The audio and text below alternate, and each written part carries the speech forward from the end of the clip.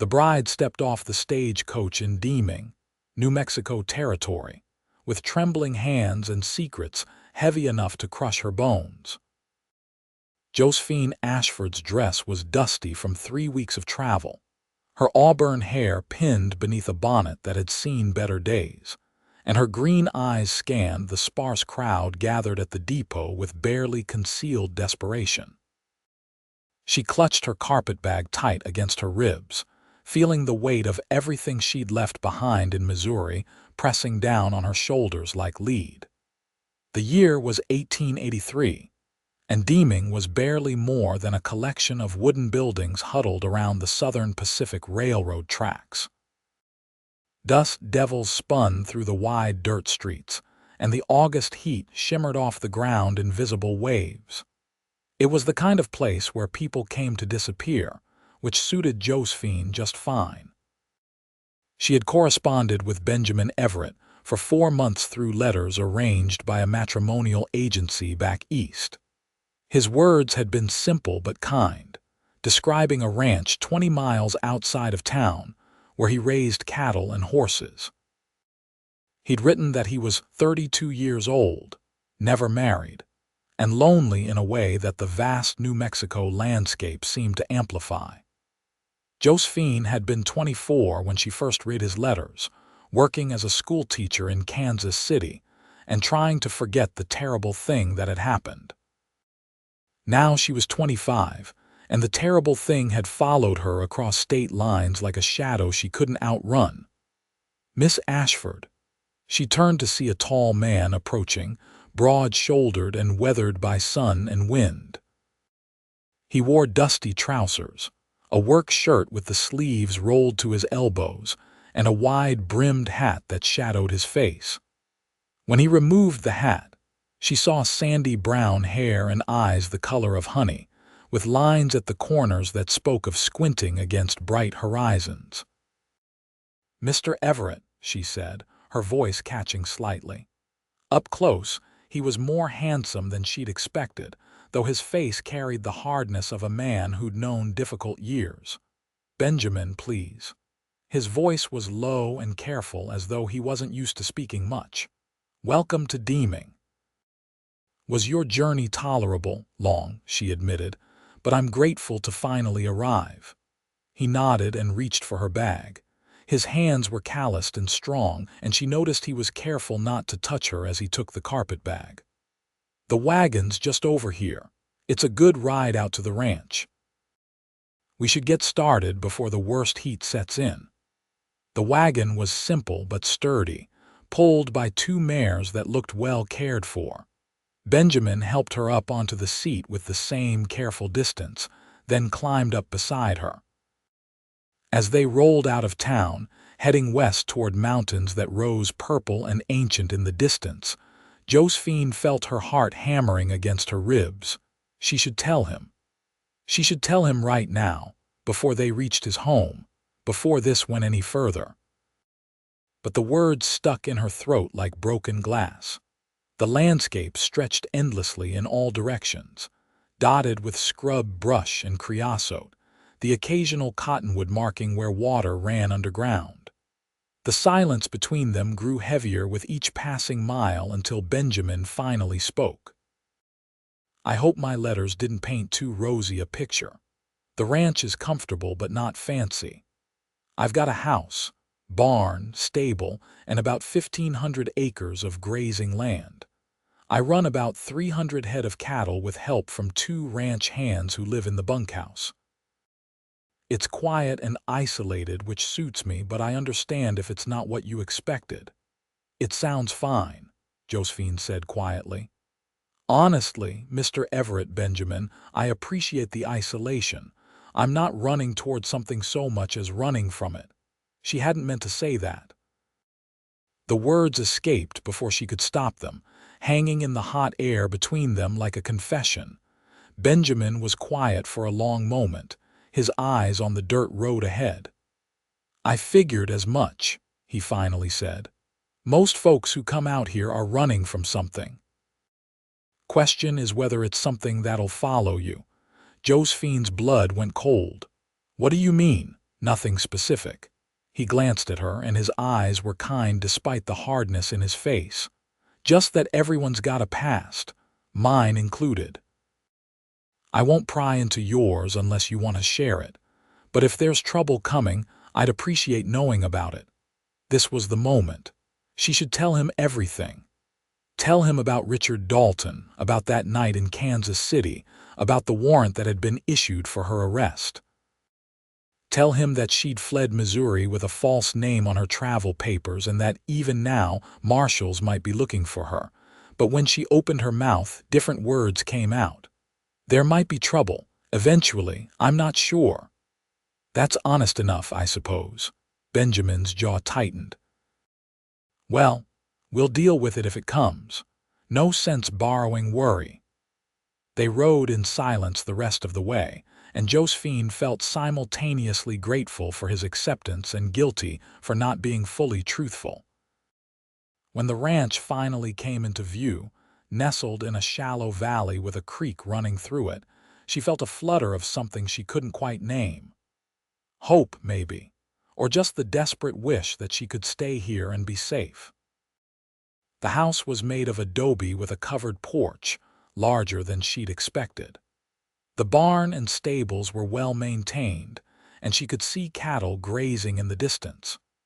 Two men emerged from the barn as the wagon approached, both younger than Benjamin, watching with open curiosity. "Those are my hands," Benjamin said. "Jack and Sam. Good men, but they'll gossip like old women, so fair warning." He helped her down from the wagon, and this time his hand lingered on her elbow just a moment longer than necessary. "I'll show you to your room. I thought we'd wait a few days before making things official.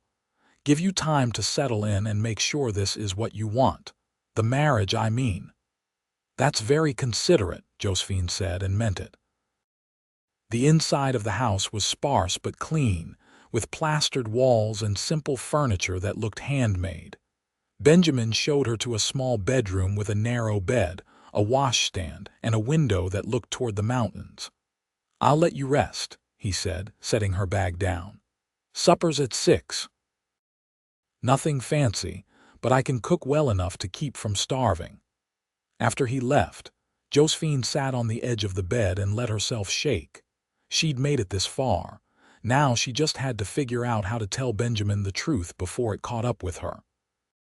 3 days passed in a strange kind of peace. Josephine helped with cooking and cleaning, getting to know the rhythms of ranch life. Benjamin was quiet but not cold, often working from dawn until dusk with his cattle and horses. In the evenings, they'd sit on the porch and talk about small things, carefully avoiding anything too personal. On the 4th day, she found him in the barn, working on repairing a saddle. The afternoon light slanted through the open doors, illuminating dust motes in golden shafts.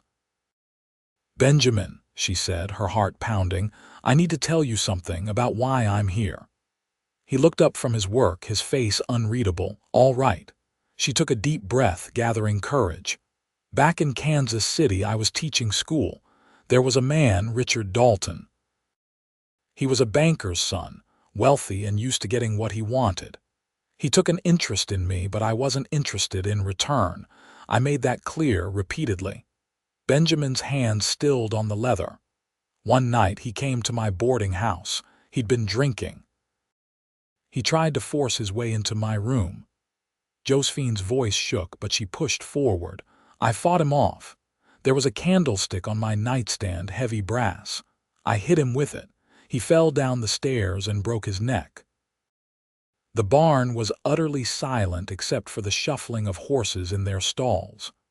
"I didn't mean to kill him," Josephine continued, tears streaming down her face now. "I just wanted him to stop. But he died, and his family, they're powerful. They claimed I lured him there and murdered him for his money. The police issued a warrant for my arrest. So I ran. I changed my name on my travel papers and came here, and I'm so sorry I didn't tell you before, but I was afraid you'd send me back, and if I go back, they'll hang me for something I didn't do."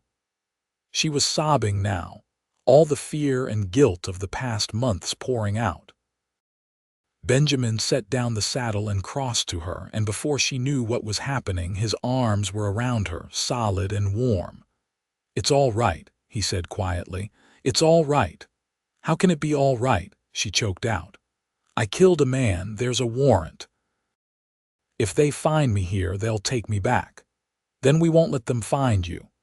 Benjamin pulled back just enough to look at her face, his honey-colored eyes fierce. "What you described wasn't murder, it was self-defense, and I'll be damned if I let them hang you for defending yourself. You don't understand, the Daltons are powerful, they have influence even out here. So do I." His voice was harder now. "This is my land, Josephine, you're under my protection. If anyone comes looking for you, they'll have to go through me." "Why would you do that?" she whispered. "You barely know me." Benjamin was quiet for a long moment, his hands still resting on her shoulders. "I don't know," he finally admitted. "But when I read your letters, something in them spoke to me, a kind of loneliness that matched my own. And these past few days, having you here, it's been good. Better than I expected. I'm not going to let you hang for defending yourself. That's not right, and I won't stand for it." Josephine felt something crack open in her chest, some hard shell of fear and isolation beginning to give way. "Thank you," she breathed. "Don't thank me yet. We need to be smart about this." Benjamin released her and began to pace. "First thing, we need to make the marriage legal as soon as possible. If you're my wife, it'll be harder for them to take you. Second, we need to know if anyone's actually looking for you out here. I'll talk to the sheriff in town, careful-like, find out if any warrants have come through. And if they have, then we'll figure something out." He stopped pacing and looked at her directly. "I meant what I said, Josephine. You're safe here." 2 days later, they were married by the circuit preacher in Deeming, with Jack and Sam standing as witnesses. Josephine wore a simple blue dress she'd brought with her, and Benjamin wore his cleanest shirt. The ceremony was brief, the words simple, but when Benjamin slipped a gold band on her finger, something in Josephine's heart settled into place. That night, lying beside her new husband in the darkness of his bedroom, which was now their bedroom, Josephine felt the strangeness of it all wash over her. "I won't expect anything you're not ready to give," Benjamin said quietly into the darkness, carefully staying on his side of the bed. "We can take this slow." "That's kind of you." Josephine stared at the ceiling, barely visible in the moonlight filtering through the window. "Can I ask you something?" "Sure. You said everyone out here is running from something. What are you running from?" Benjamin was silent for so long she thought he might not answer. Then he spoke, his voice rough with old pain. "War. I was barely 18 when I enlisted for the Union in 1868. Spent 4 years fighting, seeing things no person should see. When I came back, my family was all dead from fever. I drifted for a while, working cattle drives, trying to outrun the memories. Finally saved enough to buy this land. Figured if I built something out here, something peaceful, maybe I could leave all that death behind." Josephine reached across the space between them and found his hand. His fingers closed around hers, warm and solid. "I'm glad you did," she said softly. "Build this place, I mean. I'm glad I found my way here." "So am I," Benjamin replied and squeezed her hand gently. The weeks that followed settled into a rhythm that began to feel like home. Josephine learned to manage the household, cooking for Benjamin and the ranch hands, tending the small vegetable garden behind the house, even learning to ride one of the gentler horses. Benjamin taught her to shoot, insisting she know how to defend herself and the ranch if needed. "You've got a steady hand," he said one afternoon as they practiced with tin cans set up on fence posts. "Natural shooter." "My father taught me when I was young," Josephine said, squinting down the barrel of the rifle. "He said every woman should know how to protect herself." Smart man. She squeezed the trigger and felt the rifle kick against her shoulder. The gun flew off the post with a satisfying ping. I miss him, she said quietly, lowering the rifle. Both my parents. They died when I was 20, cholera. That's why I had to work, why I became a teacher. Benjamin reloaded the rifle for her. You ever wish you'd done things different, stayed where you were maybe? No. Josephine's voice was firm. Even with everything that happened, I don't regret leaving. If I'd stayed, I'd be dead by now. Here, at least I have a chance. More than a chance, Benjamin said, and when she looked at him, his eyes held something warm that made her breath catch. You have a home, and a husband who's growing rather fond of you. Josephine felt heat rise in her cheeks. Over the past weeks, the careful distance between them had slowly closed. They'd begun to talk more freely, sharing stories about their pasts. Benjamin had a dry sense of humor that caught her off guard and made her laugh. She discovered he loved reading the few books he owned, often by lamplight after supper. They'd fallen into the habit of reading together in the evenings, sitting close on the sofa, shoulders touching. I'm growing fond of you too, she admitted. That night, for the first time when they climbed into bed, there was no careful space between them. Benjamin pulled her close, and she went willingly, resting her head on his chest and listening to the steady beat of his heart. Josephine, he murmured into her hair. Yes. I want you to know, whatever happens, I meant my vows. For better or worse, I'm with you. She tilted her head up to look at him in the moonlight. His face was gentle, open in a way she hadn't seen before. Without thinking, she leaned up and kissed him, soft and tentative.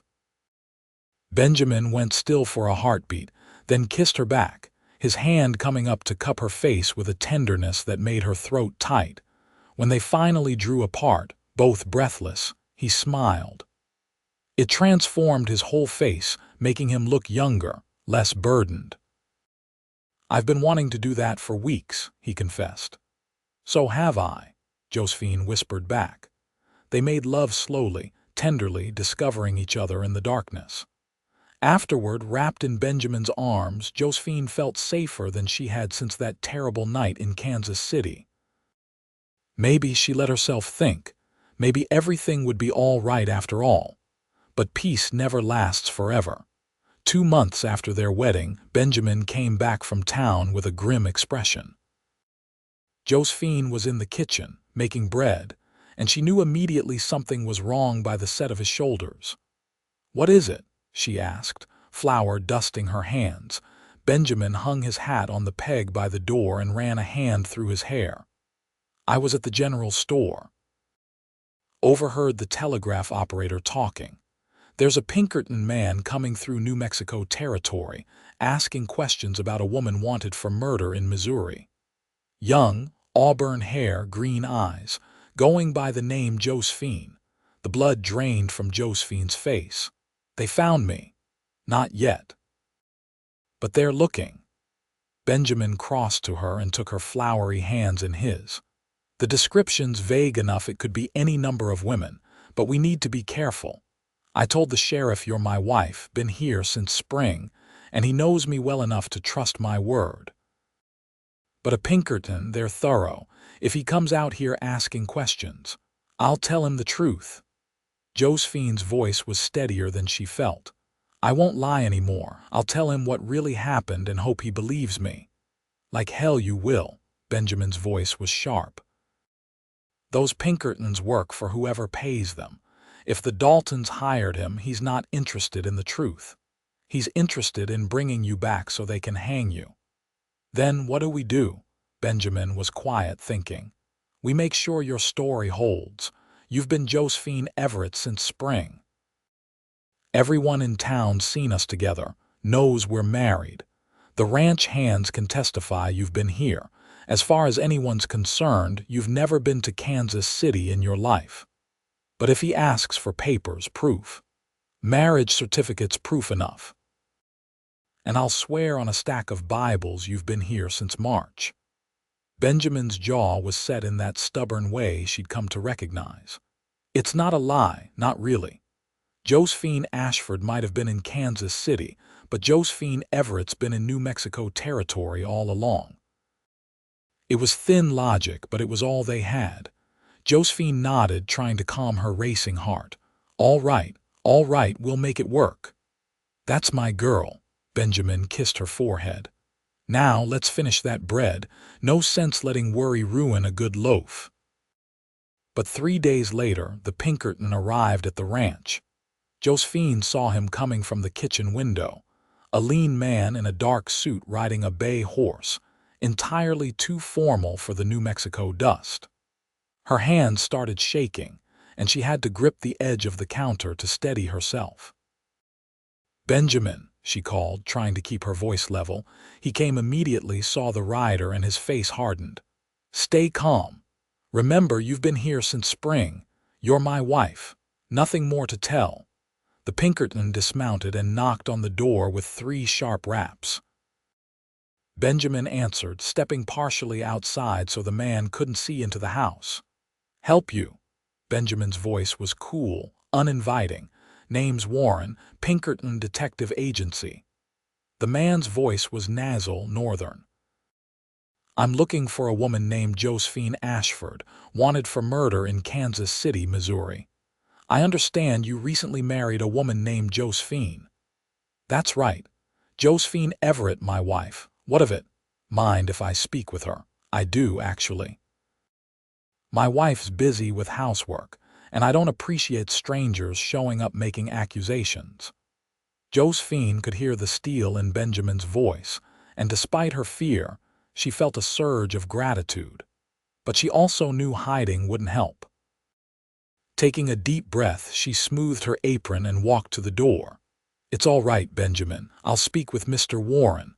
Warren's eyes sharpened when he saw her, taking in her auburn hair and green eyes. Madam, would you mind answering a few questions? Not at all. Josephine kept her voice steady, though her heart was hammering. Though I can't imagine what business the Pinkerton Agency has with a rancher's wife in New Mexico territory. You match the description of a woman wanted for murder. Josephine Ashford, 25 years old, schoolteacher from Kansas City. Ring any bells? I'm afraid not. I'm Josephine Everett, originally from Santa Fe. I married Benjamin in June. Before that, I was living with my cousin in Mesilla, working as a seamstress. I've never been to Kansas City in my life. It was a lie, smooth and practiced, and Josephine hated every word. But she could see Benjamin beside her, solid and supportive, and she knew he'd back every word she said. Warren's expression was skeptical. That's convenient. You wouldn't mind if I verified your story with your cousin in Mesilla. She died of fever last month, Benjamin interjected. Right before Josephine and I married. That's why we moved up the wedding, actually. Josephine had no other family. It was brilliant and terrible, using a fictitious death to block investigation. Warren looked between them, clearly frustrated. I'd like to see your marriage certificate. Of course. Benjamin went inside and returned with the paper, properly signed and dated. Warren studied it carefully, looking for any sign of forgery. This says you married in June, but I have a witness who saw a woman matching your wife's description get off the train in Deeming in August. Josephine's blood ran cold, but Benjamin just shrugged. Plenty of auburn-haired women in the world, Mr. Warren. My wife and I married in June, as the certificate shows.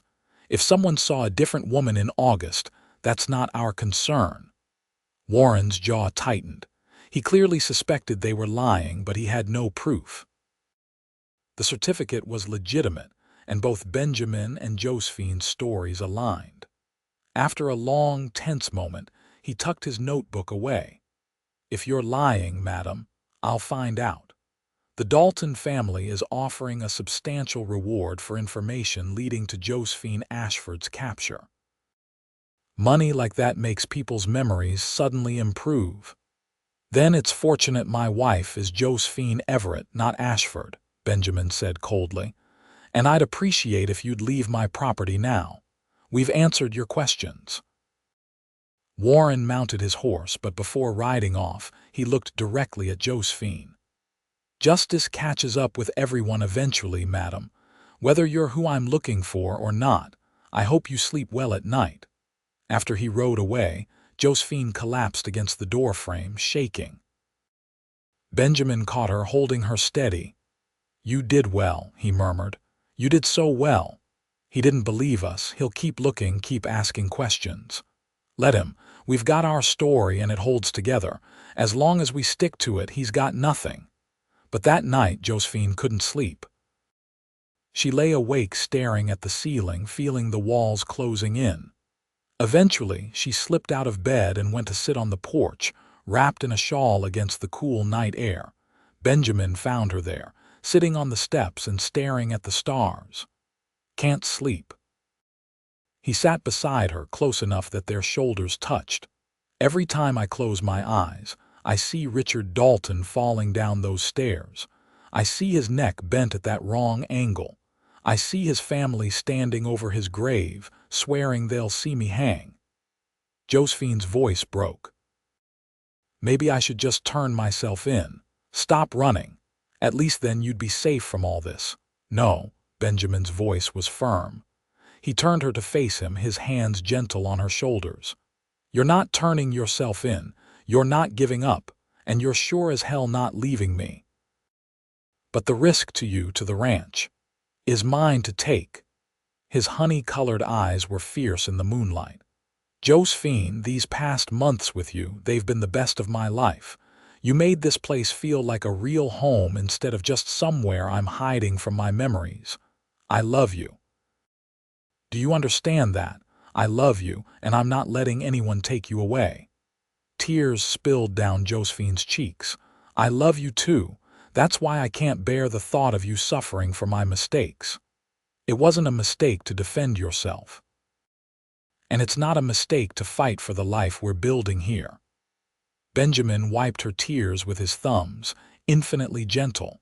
We're in this together. For better or worse, remember? Josephine nodded, unable to speak past the lump in her throat. Benjamin pulled her close, and they sat there together on the porch steps, holding each other under the vast New Mexico sky. The next week passed in tense quiet. Benjamin made discreet inquiries in town and learned that Warren had questioned several people but found no one willing to contradict their story. The ranch hands, Jack and Sam, had been approached and had loyally insisted that Josephine had been at the ranch since spring. We told him you were already here when we got hired on, Jack said one evening over supper. Said we'd seen you and Boss together plenty, and you were clearly settled in as the rancher's wife. We also might have mentioned that Boss is particular about his privacy and doesn't take kindly to strangers poking around, Sam added with a grin. Think we made it clear he wasn't welcome back. Josephine felt a rush of gratitude. Thank you, both of you. You didn't have to lie for me. Wasn't really lying, Jack said with a shrug. Far as we're concerned, you've been here as long as we've known you. What happened before that's none of our business and none of that Pinkerton's either. But despite their loyalty, Josephine couldn't shake the feeling that Warren wasn't finished. Her instincts proved correct 2 weeks later when Benjamin came back from town with news that made her stomach drop. Warren's been to the telegraph office. He sent a wire to the Dalton family, asking them to send someone who could positively identify you. Benjamin's face was grim as he delivered the news. Richard Dalton's brother is on his way. He'll be here within the week. Josephine sat down heavily at the kitchen table. Then it's over. If someone who knew Richard sees me, there's no hiding anymore. Maybe not. Benjamin paced the kitchen, thinking hard. Did you know the brother? Did he ever see you? I don't think so. Richard never introduced me to his family, but he might have seen me around town, might remember my face. Might isn't certain. Benjamin stopped pacing and looked at her. And even if he claims to recognize you, that's not proof. It's his word against ours. Without solid evidence, they can't take you. But Josephine could see the worry in his eyes, the fear he was trying to hide. They both knew that if the Daltons were determined enough, proof wouldn't matter. Money and influence could make inconvenient truths disappear. That night, lying in bed, Josephine made a decision. If they take me, I want you to promise me something. Don't talk like that. Promise me, she insisted, propping herself up on one elbow to look at him. If they take me back to Missouri, don't follow. Don't throw your life away trying to save me. Build a new life here, find someone else, be happy. Benjamin's face hardened. I won't promise that because it's not going to happen. You're not going anywhere, Benjamin. No. He pulled her down against him, holding her fiercely. I didn't survive the war, didn't build this ranch from nothing, didn't find you just to give up now. We'll figure this out, together. Josephine pressed her face against his chest, breathing in his familiar scent of leather and sage. She wanted to believe him, wanted to have his certainty. But she'd seen what the Daltons could do, how their money and power could twist justice into whatever shape suited them. The brother, Thomas Dalton, arrived on a Wednesday morning. Josephine watched from the window as he rode up with Warren, a stocky man in expensive clothes that marked him as Eastern money. Her hands were shaking so badly she had to clasp them together. Benjamin came to stand beside her. Remember, you're Josephine Everett. You've never been to Kansas City. Stay calm and stick to the story. She nodded, unable to trust her voice. When the knock came, Benjamin answered it. This time he didn't try to keep them outside. Mr. Dalton, Mr. Warren, what can I do for you? Thomas Dalton pushed past him without invitation, his eyes scanning the room until they landed on Josephine. She forced herself to meet his gaze steadily, even as her heart threatened to pound out of her chest. That's her, Dalton said immediately. That's the woman who murdered my brother. I'm afraid you're mistaken, Josephine said, pleased that her voice came out steady. I've never seen you before in my life, and I've certainly never been to Missouri. You're lying. Dalton's face flushed with anger. Richard described you perfectly. Auburn hair, green eyes, the schoolteacher who led him on and then killed him when he wouldn't give you money. That's a damned lie. Benjamin's voice was hard as iron. My wife never taught school and never met your brother. You're confused, or you're deliberately trying to frame an innocent woman. I know what I know. Dalton turned to Warren. Arrest her. Take her back to Kansas City to face justice. It's not that simple, Warren said, though he looked frustrated. I need actual evidence, not just your identification. She has a marriage certificate showing she's been here since June. Without proof she's lying, I can't make an arrest. My word isn't proof enough. My family is offering $10,000 for her capture. Your word is proof of nothing except your desire for revenge, Benjamin shot back. Maybe your brother died, but it wasn't by my wife's hand. You're looking for someone to blame, and you've picked the wrong woman. The argument went back and forth, increasingly heated. Josephine stood frozen, watching her fate being decided. Finally, Warren held up his hands. Enough. Mr. Dalton, unless you have concrete evidence, photographs, letters, something that proves this woman is who you say she is, I can't help you. The law requires proof, not just accusations. Then I'll get proof. Dalton's eyes were cold as he stared at Josephine. I'll find someone else who knew her, someone who can testify, and when I do, you'll hang for what you did to Richard.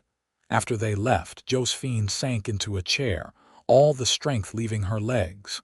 He's going to do it. He's going to find someone from Kansas City who can identify me. My landlady, one of the other teachers, someone. Then we'll deal with it when it happens. But Benjamin's voice lacked its usual certainty. That night, Josephine lay awake long after Benjamin fell asleep, staring at the ceiling and trying to think. There had to be a way out of this, some solution she wasn't seeing. Running again wouldn't work. The Daltons would just follow. Staying meant eventually being identified and hanged for a crime she'd committed in self-defense. As dawn light began to creep through the window, an idea formed. It was risky, possibly foolish, but it might be her only chance. At breakfast, she laid it out for Benjamin. What if I went to the territorial governor, told him the whole truth, asked for protection, explained what really happened that night and why I ran? Benjamin was quiet for a long moment, chewing thoughtfully. It's possible. The territorial governor has some power, and if he believed your story about self-defense, he might refuse to honor an extradition request from Missouri. But it's a gamble. If he doesn't believe you, you'd be turning yourself in. It's a gamble either way. Josephine reached across the table and took his hand. But I'd rather gamble on telling the truth than spend the rest of my life waiting to be discovered. At least this way, I'm taking control of my fate. Benjamin turned his hand over and laced his fingers through hers. Then we go to Santa Fe together. We tell the governor the truth and pray he's a reasonable man who believes in justice over politics. They made the journey to Santa Fe the following week, a long, dusty ride by stagecoach. Josephine felt her anxiety building with every mile, but Benjamin's steady presence beside her kept her grounded. They'd faced everything else together. They would face this too. The territorial governor, Lionel Sheldon, was a serious man with keen eyes and a reputation for fairness. Benjamin had called in a favor from a local lawyer he'd served with during the war, and the man had arranged a private meeting, sitting in the governor's office. Josephine told her story from beginning to end. She described Richard Dalton's harassment, his drunken assault, the struggle in her boarding house room. She explained how she'd only been trying to defend herself, how his death had been a terrible accident, and how his family's influence had twisted the truth into a murder charge. Governor Sheldon listened without interrupting, his expression unreadable. When she finished, he was quiet for a long time, steepling his fingers beneath his chin. "It's a compelling story, Mrs. Everett," he finally said, "and I'm inclined to believe you. Unfortunately, belief and legal authority are two different things. Missouri has issued a warrant for your arrest. As a territory, New Mexico is legally obligated to honor that warrant." Josephine's heart sank, but the governor wasn't finished. "However," he continued, "I do have some discretion in how quickly such matters are handled, and it's come to my attention that the Dalton family has been exerting improper influence on this case, including hiring private detectives to circumvent normal legal channels. That troubles me." He leaned forward, his eyes sharp. "Mrs. Everett, I'm going to make you an offer. I will write to the Missouri governor and request a full review of your case, including all evidence of Richard Dalton's behavior prior to his death. I will also request that if you are to stand trial, it be moved to a neutral county where the Dalton family holds no influence. In exchange, you must agree to return to Missouri if a fair trial can be guaranteed." "And if they refuse?" Benjamin asked.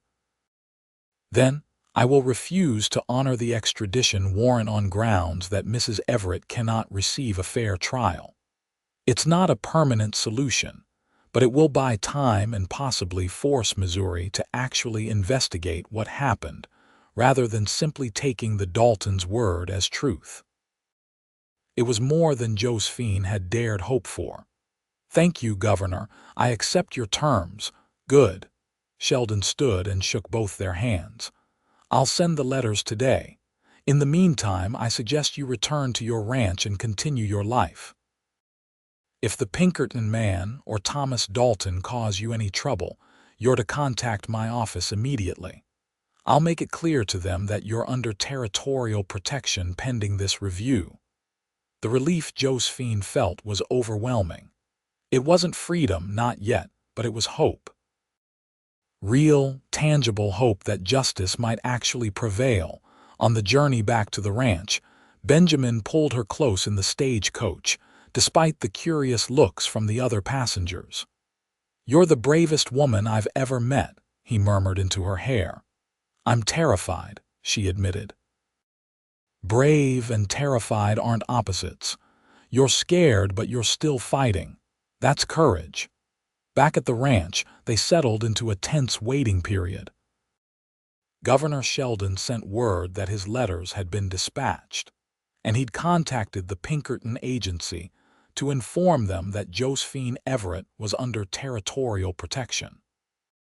Warren and Thomas Dalton had apparently left New Mexico Territory, though whether they'd given up or were simply regrouping was unclear. Weeks passed, then months. Summer faded into fall, and the New Mexico landscape transformed into shades of gold and amber.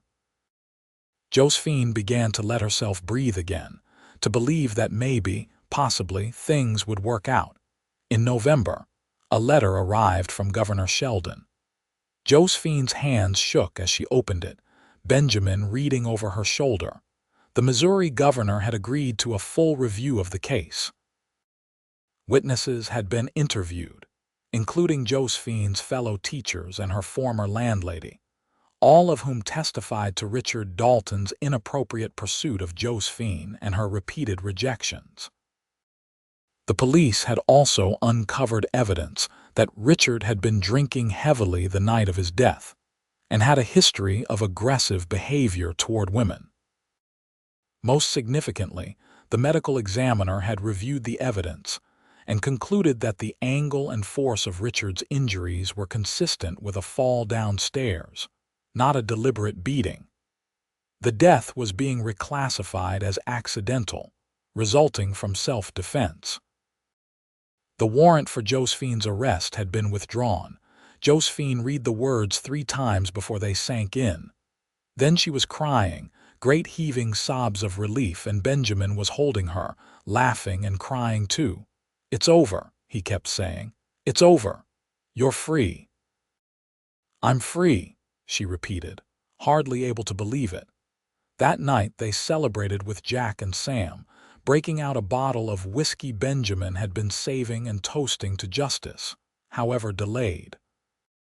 Josephine felt lighter than she had in over a year, as though a crushing weight had been lifted from her chest. Later, lying in bed with Benjamin, she finally let herself think about the future without fear clouding every thought.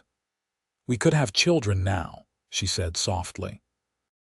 "I was afraid to before, afraid they'd grow up without a mother because I'd been hanged, but now," Benjamin's arms tightened around her, "now we can build the life we've been dreaming of. Yes." Josephine smiled in the darkness. "Yes, we can." Spring came to the New Mexico Territory with wildflowers carpeting the desert and new calves being born in the pastures.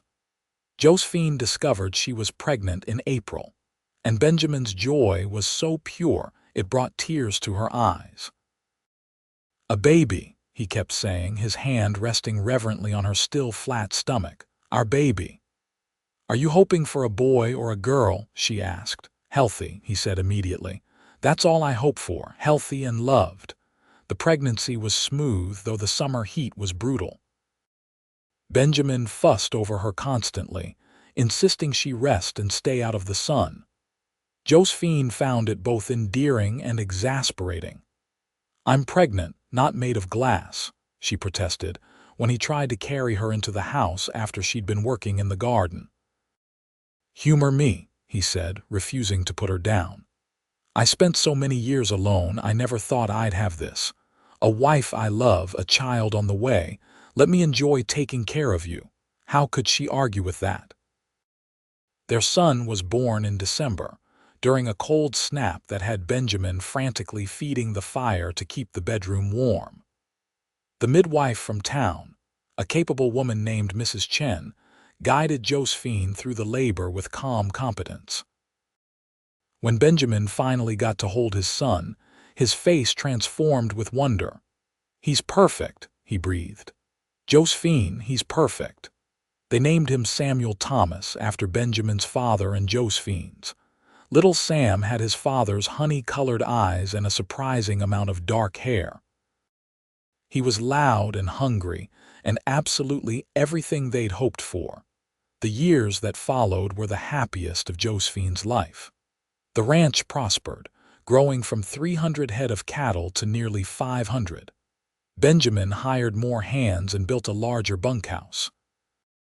They added rooms to the house, including a proper nursery. When Sam was 2, Josephine became pregnant again.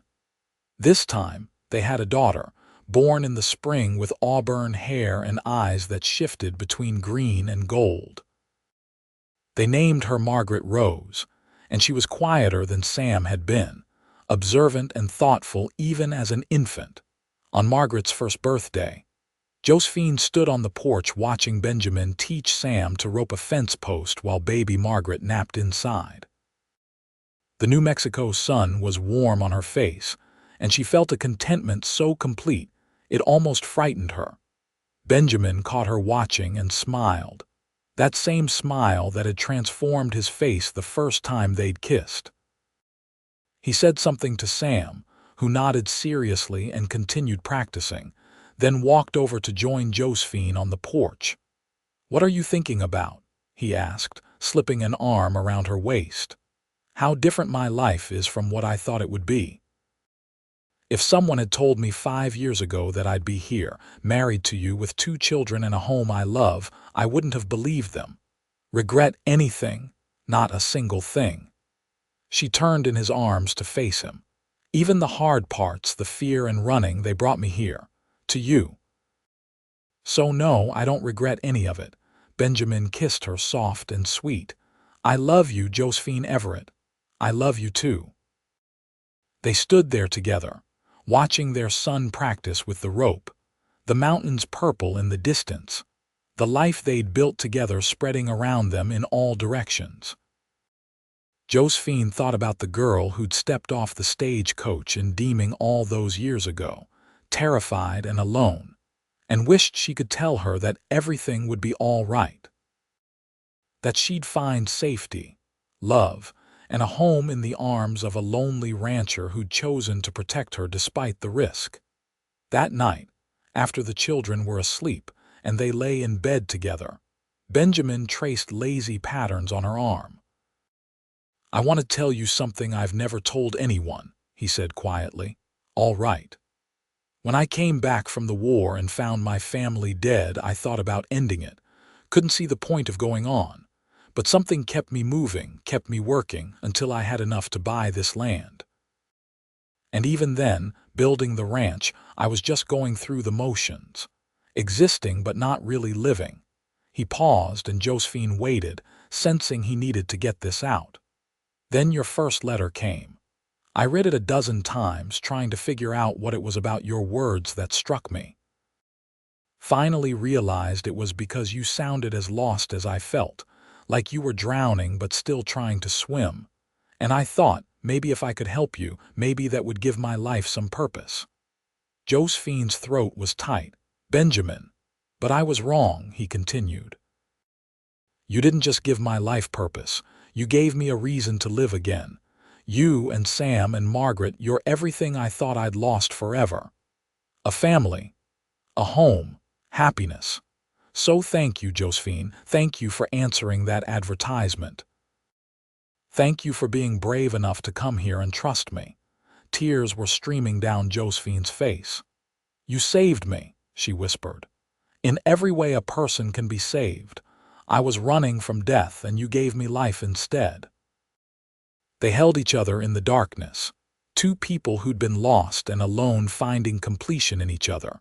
More years passed, measured in the growing up of their children. Sam grew tall and strong, inheriting his father's love of ranching and his mother's sharp mind.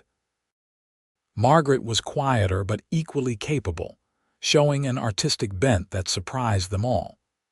She loved to draw the landscape, the horses, her family filling sketchbooks with images that captured the beauty of their home. When Sam was 10 and Margaret 8, Jack asked permission to court a girl from town.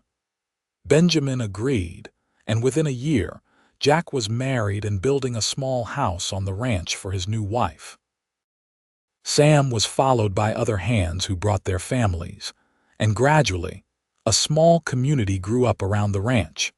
Josephine found herself mother not just to her own children, but to an extended family of ranch workers and their children. She taught the younger kids to read, started a small lending library with books ordered from back east, and helped organize a school when enough families settled in the area.